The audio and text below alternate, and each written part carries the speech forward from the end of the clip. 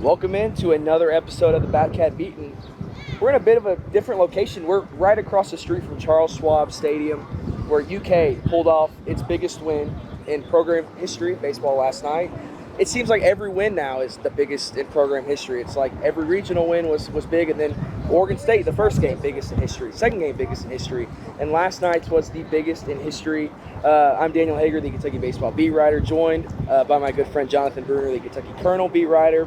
We made the long trip out here to Omaha, and what a ride it's been so far. Just some quick. We didn't get your thoughts on Rapid. We got mine, Steven. Just some quick thoughts on yesterday's. Yeah, I mean, what a game it was. I mean, it was just the range of emotions in that the last inning or two really was just insane. You kind of had, Hummel comes in, spikes the pitch, and you're like, oh my, this cannot be the way that they lose their first tournament game and really put themselves behind in Omaha. And then, Nicholson has the big swing, and it's kind of that upswing of like, oh my God, that just happened kind of thing. And then, and then Mitch just comes through. This team just continues to just find a way to keep one-upping that biggest win. And they always love to say doing things have never been done before. They continue to do that. I mean, every win just continues to one-up the next one. And I think Minch said it perfectly yesterday when he was like, just when you guys think you've seen it all. I mean, this season just keeps on bringing moment after moment after moment. And it's just insane to watch. There's just nothing that this team does anymore that is just shocking. It's just like they just continue to figure it out. That's why it seems like this team is like a team of destiny, because every single game, it's like they're teetering on, are they going to win? Are they going to lose? And now they're 6-0 in their first 6 NCAA tournament games. Like, who would have predicted that? I don't think anyone would have predicted that. I don't think so. I will shout out one guy I seen before the season as a part of like the preview stuff did say Kentucky was a dark horse for Omaha. Whoever made that shout out to you, bro, because you were the only one. Yeah. But look at them now. They're here, and they're 1-0 in Omaha with a matchup against A&M incoming. Yeah, and it's not even just UK's games. All 4 games have been unreal so far.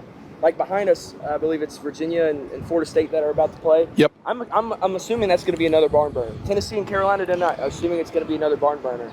So for this to be all of our first trips to Omaha, just you cannot ask for a better spotlight on the sport, which is growing in a massive way. I don't know about you, but I remember growing up, it's like college baseball was kind of hard to find. Like UK games weren't really on. You'd have to go to Kentucky Prep Park or the Cliff, and that's where you watch. And then maybe they'd show some games on ESPNU, and then the College World Series, I mean, it's like, I remember they show them on ESPNU, maybe ESPN2, but I don't remember them ever being on ESPN. And so now all 4 of those games the other day, or the last 2 days, were on ESPN. So that's a national spotlight. And then the finals will be on ABC, I believe. Yeah. And just the amount of engagement with the sport. And seeing, that's what blew my mind last night. UK Baseball got a 2-minute league segment on SportsCenter, complete with editing, and it was awesome. If you haven't seen it, seek it out. But it's just the spotlight on everything, and the spotlight on Kentucky baseball, which a lot of people had no idea was this good, just has been really cool to see. Yeah, I mean, it's crazy. We're all here for the first time. We've accidentally stumbled upon one of the better College World Series of all time. Yeah. I mean, it's just been an amazing week so far. It's far from over, but I mean, just the come up that Kentucky baseball has had has just been unbelievable. I mean, nobody could have saw it reaching levels like this. I mean, it's insanely impressive, the job that Minge and everybody has done to kind of get it to this point. And I mean, there was 25,000 people in this stadium yesterday while Kentucky baseball was playing. And that's just saying that statement out loud that's just unbelievable. I mean, just never would have thought that they would be in this spot, in this situation, just with still very much in the mix for a national championship. I mean, you would say that with maybe Kentucky basketball, but never, ever, ever with Kentucky baseball would that sentence ever come out of this team is real and this team could win a national championship. Yeah, so there are 8 teams in the field. 4 are 1-0, 4 are 0-1. UK is one of those teams that is 0-1. And 1 team will be eliminated today, 1 will be eliminated tomorrow. So UK is guaranteed to be in the final 6 of the college baseball season, which is just a kind of absurd statement to make. I remember going back to the beginning of the season. It's like, you remember those February games. It's like me, you, maybe 2 other people. And just in like even the Kennesaw State series, like at that point you're like, last year was fun. You get your regional win, but you go and play that super regional LSU, and it doesn't even seem like they're playing the same sport. Like, yeah, that's kind of what I got from it. They're playing LSU, and it's like putting a college team against like a AAA team. It's like the talent just was not even close. Yeah. And so even like we were content with that. It's like, okay, like this is what we should expect now. Maybe a regional win, and maybe we squeak out a super regional win. But now we're at the point where we are literally right across the street from one of the most just important venues in all of college sports. And Kentucky is however many wins away from, they could be, is it 4? Like if they win their next 2 in this one and they win the first 2 games of the finals, Kentucky baseball is potentially 4 wins away from winning the national championship in college baseball. The College World Series would be their first ever, which is just, it really is insane to see.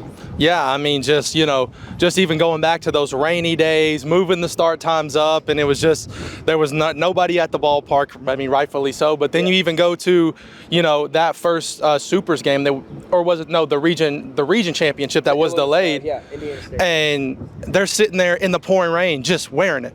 And I mean, seeing the dynamic of how much respect that this team has gained from the BBN and just in general, it's just been a sight to see. And just like it's just been unbelievable the way the fans have rallied around this team. Yeah. And it's truly just if you build it, they will come. Yeah. It truly is just that same sentiment. This, Mingione and this staff, they built this team, and now the fans have traveled down to Omaha, and they've traveled all around the country to watch this team play, and it's gained national notoriety. Just like you said, an opening segment on ESPN for Kentucky baseball of all things. Normally, if it's an opening thing, it's normally what has Cal done this time, or what is how'd the basketball team lose this one? But now it's Kentucky baseball's winning on the biggest stage in college sports. Yeah. I want to dive more into yesterday's game. I know it's in the past. Nick's as Mingione is famous. The wins expire at midnight. But we don't care. That was one of the greatest things that, I don't know about you, I don't know about Steven, that is one of the greatest things that I've ever seen. Hummel comes in, and that was the right decision. I thought bringing Hummel in there was the right decision. I agree. And so he bounces that pitch. I think it was like his first or second pitch. I think it was his first one. And it bounced, and it got away from Burks, and that run scores, and you're like, oh my God. Not like this. No way. And so we're all just like, well, like maybe the luck of this team has run out. But post-game, Nick, he's like, they never thought they were going to lose that game. And that's been their mentality all year. You could tell they're 17-6 in games decided by 3 runs or less. They love these close scoring games. And so Nicholson comes up, and we're like, okay, like, get something going here. Like, maybe, because Nicholson already had 2 singles. It's like, let's get you a single and then bring some guys up. And then solo shot down the left field line, which I didn't even know if it was fair. Got me out of my seat, and he hits it, and it's just like, my God. And, and you're thinking, maybe you can't even top this. But then Hummel goes out there in the 10th, and 1, 2, 3 inning, just boom, boom, boom. Another guy that's just been nails in the postseason. Absolutely. Hasn't he? I mean, how many innings has he pitched now? It's 1 and 2/3 innings in the something like that. Postseason. But he's just had some of the biggest moments in UK baseball history. Got the final out of the Super Regional, and then had that 1, 2, 3 inning highlighted by the Ty Kriggenberger catch, which I don't think a lot of people are talking about. Yeah. That's one of the most important plays in UK baseball history, which is just wild. Like, that's a guy that I thought preseason was going to be this team's starting center fielder every single week, coming in from Western Kentucky, going the Jackson Gray route. And he's been waiting his time. He's been buying his time. Yep. And off the bench. He played a little bit early in the season, but he's just been a pinch runner most of the latter half of the season. But this guy comes in, and I can't remember who hit it, but it was kind of a blooper to center field. He runs in, reads it perfectly. If he does not make that grab, I don't think there were any outs in the end. I think that was the first. No, that was the leadoff, leadoff guy. NC State would have had a runner on second or third with no outs in that inning. And I think they had some flyouts, like they would have taken the lead again. Yeah. And we wouldn't have got what we got. So huge moments, just guys stepping up, time after time, and then like Devin leads off the bottom of the 10th with a walk, but then he's thrown out on the attempted hit and run, which I didn't love. But you got 2 outs, and you're like, okay, like I was totally convinced we're heading to the 11. I thought so too. I was like, I would be shocked if this game ended right here. And their pitcher threw an off speed. I mean, it would right down the middle, and Daly hit grooved it. And I couldn't even really see what you and Aaron were doing to my right, because I was just like, I talked about this yesterday on the Rapid. I was just like frozen. Yeah. Like people in the press box who weren't covering UK or don't have affiliation for UK, they were going wild. Yeah. But it's like us who have seen every single game this season. We're like, did this really just happen? and it happened. I'm curious to know. I couldn't even see what was your reaction to that? I mean, it was much of the same. It was just pure shock. I mean, Mitchell Daly is a guy that we've talked about all season, has just been under the radar. He's casually second or third on the team among offensive starters in batting average, right up there in all offensive categories, but he does not get the same love as, say, a Waldschmidt or a Nicholson or, even a Lopez, but he's right there with all those guys and just about everything, so seeing him really deliver in that moment was just like, it was just unbelievable. It was just like, out of all the guys you would expect, we were all kind of like, find a way to get the baton to Nicholson, find a way to get it back to him. Maybe he can do it again.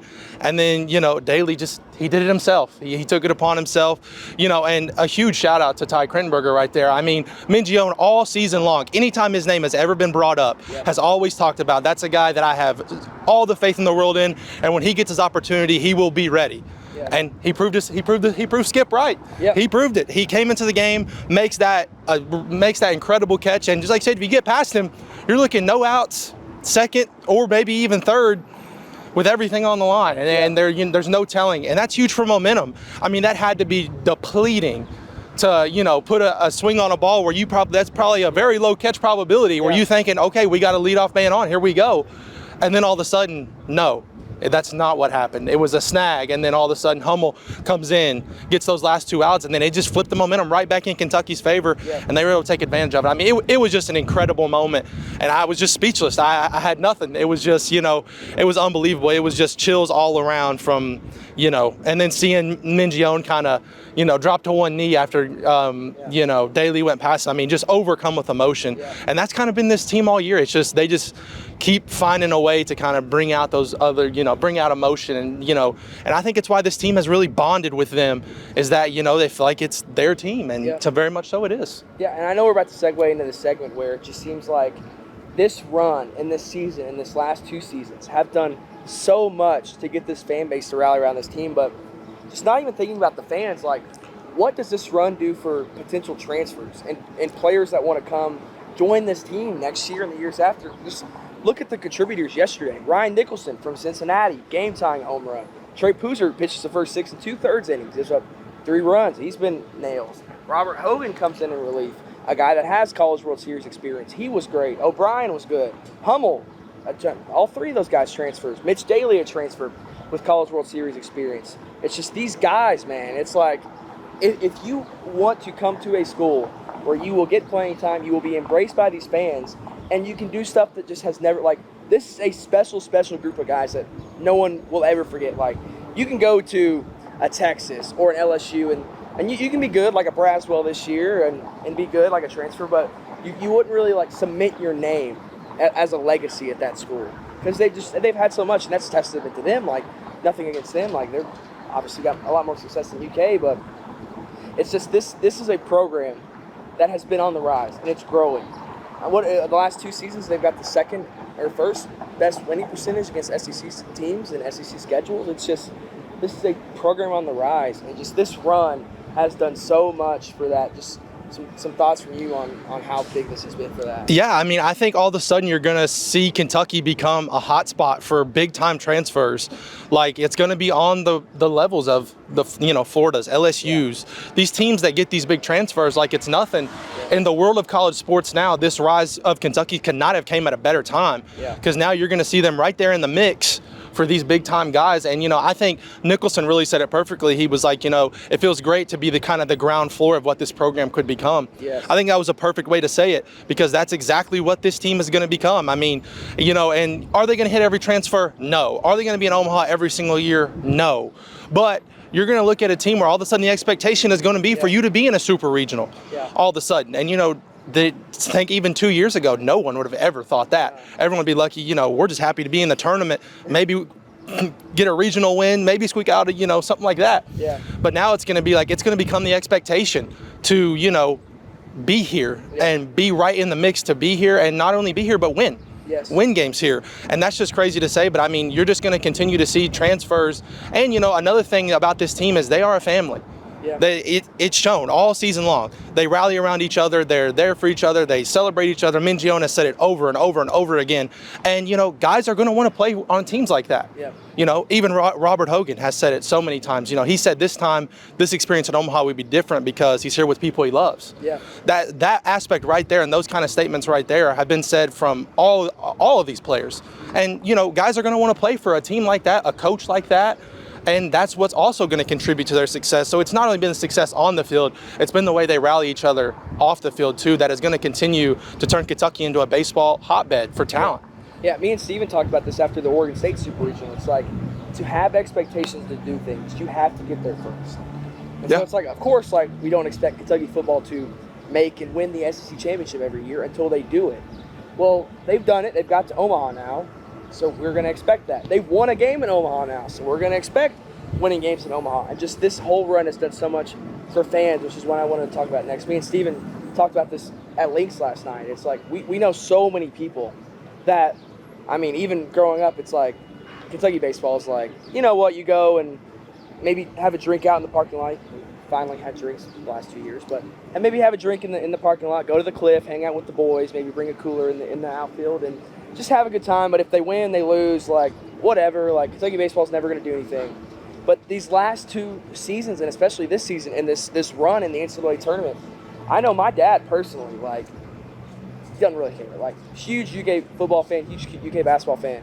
But I was talking to him yesterday, and just the way that he was describing his feelings during that final few innings in that whole game yesterday, I'm like, are you like a diehard UK baseball fan? And my mom was right there with him, and she was like, yeah, we had the surround sound on, and we're jumping off the couch and freaking the dog out. And I'm like, man, and it's not just them, it's everyone. And we're talking, like, we're seeing people on Twitter now, like, get into stirs and talks about lineups and decisions, and it's like, we've never seen this before. This is new territory for us. And talking to Tennessee fans the other night, it's like they're 5 years into this, and so it just kind of started for them also. So it's like the new blood of actually caring about college baseball is helping elevate this sport so much. And like, I don't know if you have experience with it, but it just seems like everyone is so bought in, and that's going to do so much for this program in the next few 5, 10, whoever knows how many years till they win a national championship. Yeah, absolutely. Even like my brother, for example, he is just a D1 UK hater all across the board. He's just not a UK guy at all. But even he texted me after that. He was like, that was amazing. He was like, that was so cool.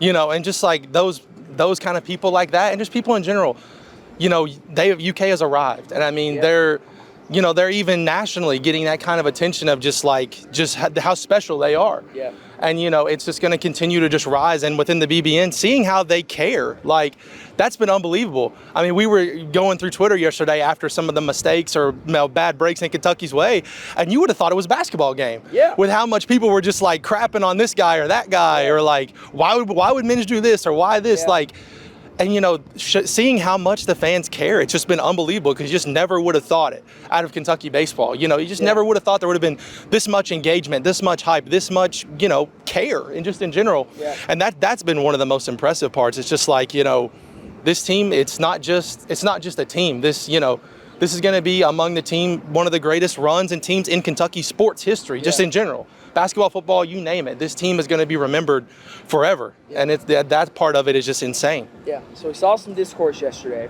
The questions started being floated around. I know it started kind of appearing after the Super Regional win. It's like, where did that land in all-time either UK sports history and then stuff that happened in Lexington, like UK sporting events that happened in Lexington. So it's like, yeah, maybe all-time sporting events, it's maybe somewhere in there, but obviously, like, the 2 biggest sports kind of occupy that. Like, it's good to get to Super Regional, but if you get there and then lose the first 2 games, it's like, well, what was that? Like it's cool, whatever.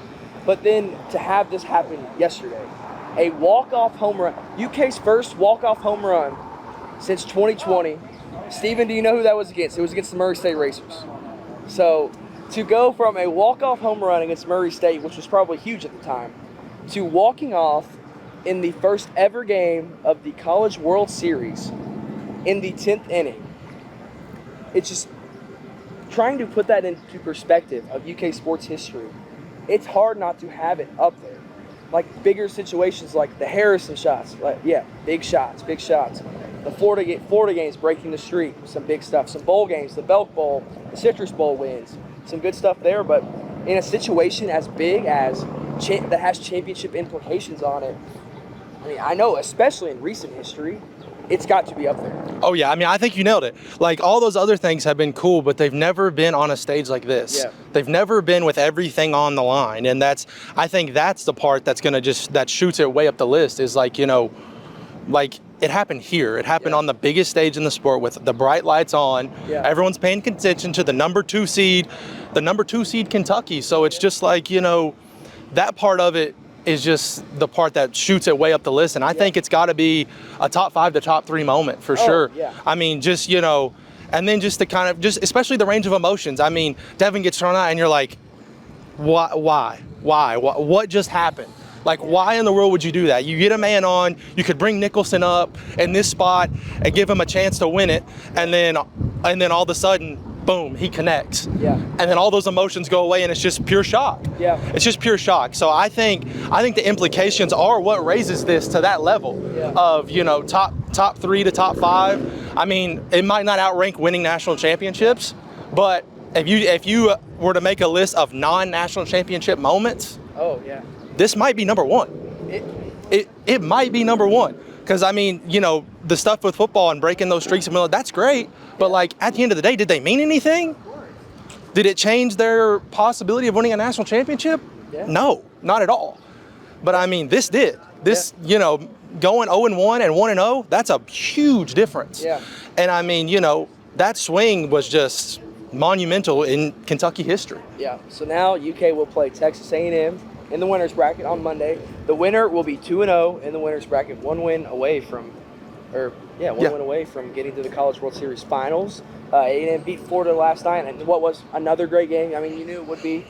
A&M was up the whole game. I think it was 3-0, and Florida scores 2 in the 8th, and then they almost tied it up with that solo shot in the 9th. I mean, Laviolette, I mean, he was perfect. Like, if he was any shorter, I think he would not have been able to get up and get that ball. But robs it. Yeah. They get the out. UK will play A&M, who they haven't played this year. No. So that's what I was kind of interested to see. I was kind of worried about Florida because, I mean, that was the most – I think they matched up perfectly against UK. I mean, they gave them all they wanted in Gainesville. UK won that series 2-1, but it very easily could have been a Florida sweep, like both games. I think the best way for that one is escape. Yes, they escaped with a series victory in that. If you can escape with a series victory, it's like, I don't know if you want to see those guys again. And so as of right now, they will not see Florida until maybe if UK wins this one and then Florida wins theirs, whatever. So some fun stuff. Got some good games today. Good games the days before. I'm really surprised just how nice Omaha is. Yeah. Like, you're driving hours and hours of nothing through Iowa. You're picking up dust storms, and there's nothing there. Yes. And then all of a sudden, just this huge city spawns out of nowhere. And it is so nice. Everything is so new. We were talking, it's like, do you think Omaha is like a Lexington or a Louisville? It is like Nashville down here. Yeah. And there's so many people down here, and you think there were a lot of UK fans at that game yesterday. I think that there's going to be more coming down in Exodus for tomorrow's game, and then just imagine for a second. We'll wrap it up. Just imagine for a second if we get a UK and Tennessee College World Series final. I mean, that would break. Will that be the most, like, looking forward to a something in Kentucky sports history that's ever happened? Probably. I mean, that's going to break viewership. That's going to stadium records. I mean, you name it. That's going to be. I mean, that would just be just an electric series. I mean, even the one in Lexington was unbelievable, and that had little to no implications at the time. And then you put it on this stage at this stadium with a national championship on the line. I mean, just wow. That would just be unbelievable. Just you get chills even thinking about it. I mean, you know, and it's just crazy. I wanted to comment on that because Daniel and I talked about that earlier today, and I said, you know, Kentucky playing Tennessee in a championship, I mean, playing a rival like that, and we're never going to be able to get that in basketball because they're never going to make a Final Four. But since we're here, and you can't play them in the SEC championship, I guess the closest maybe another sport you can get is maybe football, maybe volleyball, but they're not good at volleyball. So I mean, like, I don't know what is it that Tennessee is good at. I think like this I think they're always good at stuff, but they always choke. Yeah, you're right. Like they have like a good season in football, but it's like they finished. We talked about it today. They still had 3 losses, 2 losses. So like, you know, they're not really competing for championships. This is the closest they have come I think, well, I don't know. They still have a few more games left, but being the number 1 overall, this is the closest they've had to winning a men's championship maybe since like a win, because '98 didn't have a championship game. Yeah. So I mean, they got to the Elite Eight this year in basketball. That's yeah. They got twice. I think they've been to the Elite Eight twice. Yes, yeah, because they had the Elite Eight. They had the Elite Eight banner last year when I went, and it was like they left all that space only to have 1 year on there, and then they got rid of that, and they got rid of their NIT banners, which is good. But I think for that home run, as you guys were talking, as you were saying, what that does for this whole program, that one swing, Kentucky could have won that game yesterday, 3-1, and it would have been awesome, and it would have been great. But you want to build this program. Hey, why not relinquish that lead, go down 1 and have 2 massive home runs and 2 of the biggest swings in Kentucky sports history? Yeah. Why not do it that way? Because my grandfather doesn't watch. I don't think he even knew Kentucky had a baseball team. And he's calling my dad during the game, and people are fired up. And like you said, people were pissed off that they with some of the decisions that Mingio made.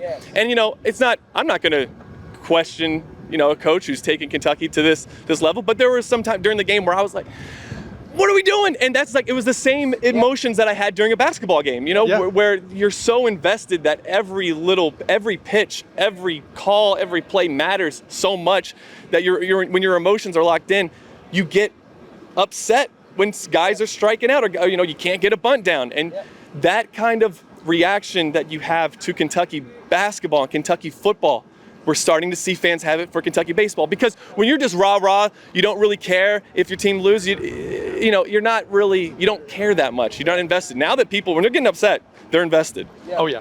Yeah, it's been such an awesome. I'll hang up and listen.